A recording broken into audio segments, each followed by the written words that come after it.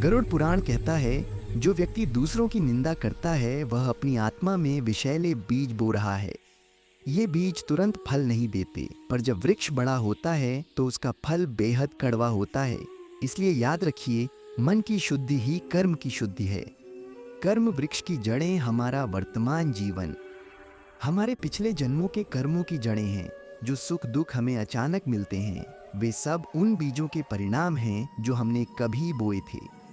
महाभारत में युधिष्ठिर ने कहा था, मनुष्य हर रोज दूसरों को मरते देखता है, फिर भी खुद को अमर मानता है।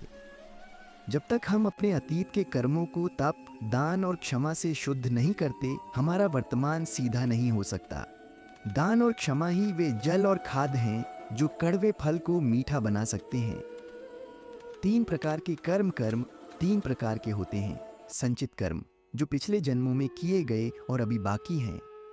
प्रारब्ध कर्म, जो इस जन्म में फल देने के लिए तैयार हैं, यही आपका भाग्य है।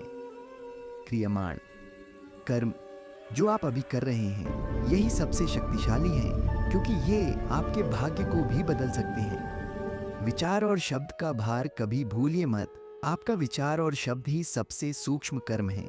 एक संत ने कहा था, जब तुम किसी के बारे में बुरा सोचते हो तो वह विचार सबसे पहले तुम्हें ही जलाता है।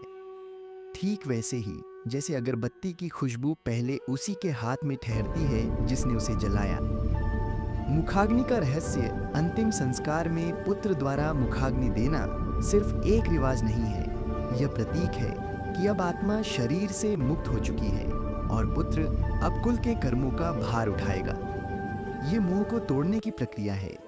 अस्थि विसर्जन का रहस्य, शरीर 5 तत्वों से बना है, पृथ्वी, जल, अग्नि, वायु और आकाश। दाह संस्कार में 3 तत्व लौट जाते हैं, बाकी जल तत्व तब तक अधूरा रहता है जब तक अस्थियां जल में प्रवाहित न हों। इसीलिए गंगा में विसर्जन किया जाता है, क्योंकि गंगा मोक्षदायिनी है। 3 दिन का नियम इसलिए है ताकि चिता की ऊष्मा शांत हो जाए और आत्मा को आगे बढ़ने का अवसर मिले। कर्म वृक्ष का फल, आपके वर्तमान कर्म ही आपके भविष्य का स्वाद तय करते हैं। यदि आज आप सेवा, दया और प्रेम के बीज बोते हैं तो कल आपके जीवन में मिठास जरूर लौटेगी।